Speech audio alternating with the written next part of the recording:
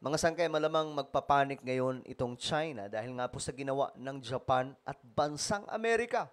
Alam naman po natin, mga sangkay, kung gaano ngayon ka-agresibo itong si President Donald Trump na talagang namang lamangan ang China, no?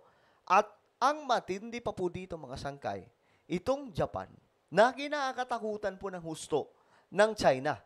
Lalo po mag-aalburuto dito ang China, mga sangkay, dahil nga po yung Japan mas lalong nakipagsanib puwersa sa Amerika at may matindi pong pasabog ang dalawang bansang ito, mga sangkay, na hindi magugustuhan ng China.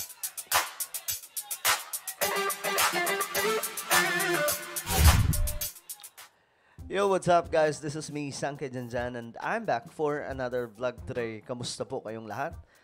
So, pandaigdigang balita tayo ngayon, mga sangkay. Pag-usapan po natin itong banat ngayon, no? Ng bansang Japan at bansang Amerika. Laban po sa China. Nako, ito may kakampi po tayo ngayon, mga sangkay, itong si Donald Trump. Very vocal po ito ngayon. Hindi po ito tulad dati, mga sangkay, kay Biden na bagamat pumapalag sa China, pero alam po natin na tuta lamang po itong mga sangkay ng mga nasa ilalim ng gobyerno ng bansang Amerika na kung tawagin ay deep state. Well, anyway, bago tayo mag-umpisa, subscribe po muna yung ating YouTube channel. Ayan, tayo po ay 1.4 million subscribers na.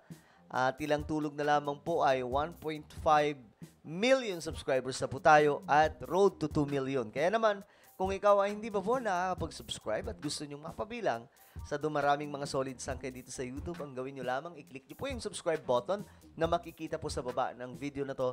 I-click nyo po yung bell at i-click nyo po yung all. Okay? Sa mga nanonood sa Facebook, syempre, i-follow nyo po yung ating Facebook page. Alright, guys. Ito na pag-usapan po natin. So, nakaraang araw, mga sangkay, nagkaroon po ng pagbisita o pagkikita po itong dalawa. O, panoorin po natin, mga sangkay. Many in Japan had been anxious about Shigeru Ishiba's visit Friday. Ayan, ito po yung Prime Minister nitong bansang Japan. Succeeded in building rapport. I wish I was as handsome as him, but I'm not. Ishiba lavished praise, saying he was inspired by Trump's undaunted spirit to win the election and fulfill his mission, even after an assassination attempt. You're going to pursue Okay, so ito pong pagkikita nila, mga sangkay, malaki po ang naging resulta dito. At mismo, yung China ay nayanig, mga sangkay. Alam nyo ba, nagsalita po ngayon ang China tungkol po dito sa ginawa ng Amerika at Japan. Kasi nga po, may matinding patutsada itong si Donald Trump, no, sa bansang China at ito pong Japan.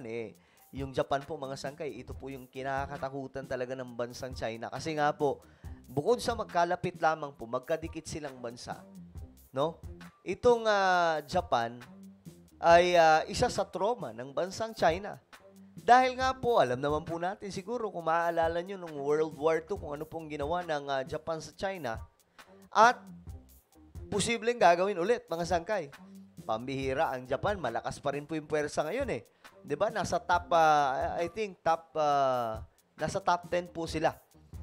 Part po sila ng top 10 or top 6 or top 7 or top 5. Mga ganyan po yung posisyon ng Japan, mga sangkay, pagdating po sa puwersa ng militar. Kaya nga po, itong bansang China, nagsasagawa po sila ng mga military activities or military exercise. Pinag-aaralan nila ang biglaang paglusob ng Japan sa kanilang bansa kung sakasakali, no? Kasi nga po, yun po yung kinakatakutan nila. Yung Japan ngayon, mga sangkay, mainit. Kita nyo ang ginagawa po nila sa Pilipinas. Pinupuri nila yung Pilipinas. Every time po na napapalayas po itong mga barko ng China dyan sa ating teritoryo sa West Philippine Sea. Kasi nga po itong Japan, nakikita po nila itong pagiging agresibo ng China, no, dyan sa South China Sea. Ngayon, eto, mga sangkay, tingnan po natin ang balita tungkol dyan. Kasi nga po, sabi dito, US at Japan, kinundi na daw po ang mga aksyon ng China sa West Philippine Sea. O, panoorin natin. Kinundi na ni US President Donald Trump at Japanese Prime Minister Shigeru Ishiba ang provocative activity o mga nakababahalang aktibidad na ginagawa ng China sa West Philippine Sea. Ang naturang pahayag ay nangyari matapos ang kanilang isinagawang pagpupulong kamakailan kung saan ipinaaabot ng dalawang lider ang kanilang matinding pagtutol sa illegal na maritime claims ng China, pagtatayo ng mga man-made islands para gawing military base, at ang mga pagbabanta at pananakot nito sa rehiyon. O, 'di ba mga sangkay? So, ano to? Taliwas po ito sa iniisip ng iba na kukontrahin daw po ni Donald Trump ang posisyon natin sa West Philippine Sea. Sa madaling sabi, mga sangkay, mas matikas po ngayon ang bansang Amerika at Japan pagdating po sa pag-suporta sa Pilipinas sa ating laban, sa ating teritoryo. Kaya nga po mga sangkay, nakakalungkot lang po isipin.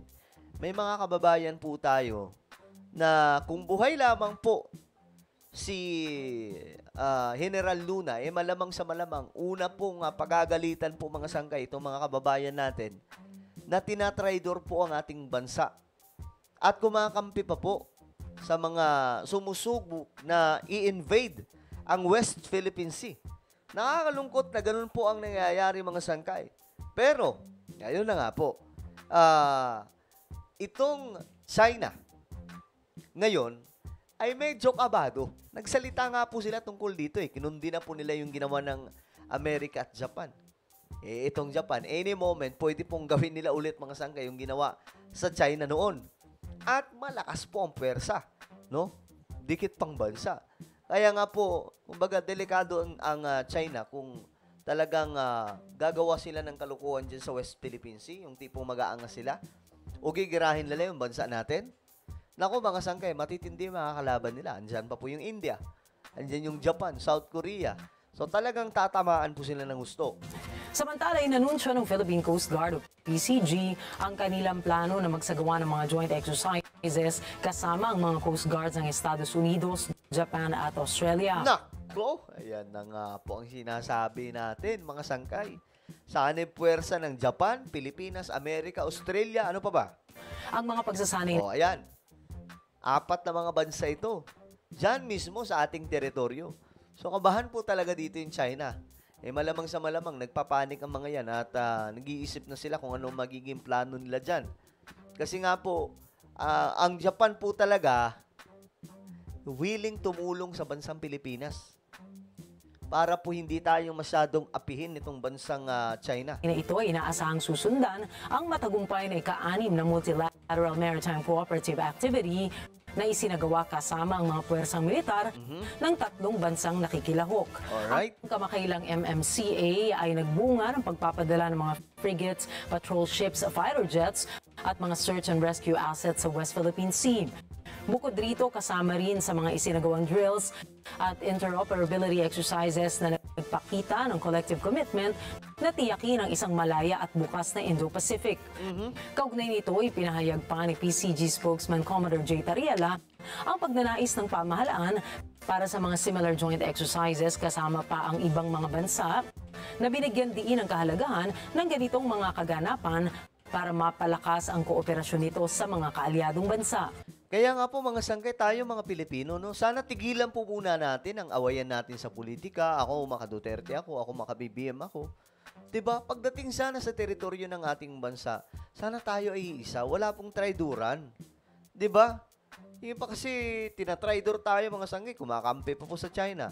Ngayon, ito po yung pasabog ni Donald Trump na kung saan may mga banat po dito sa China. Today, our teams discussed how our two nations can do even more to stay on the cutting edge of artificial intelligence, along with the quantum computing, semiconductors, and other critical technologies. And they're coming out. The problem with technology that kind, it's obsolete in about 2 days, so we have to start all over again.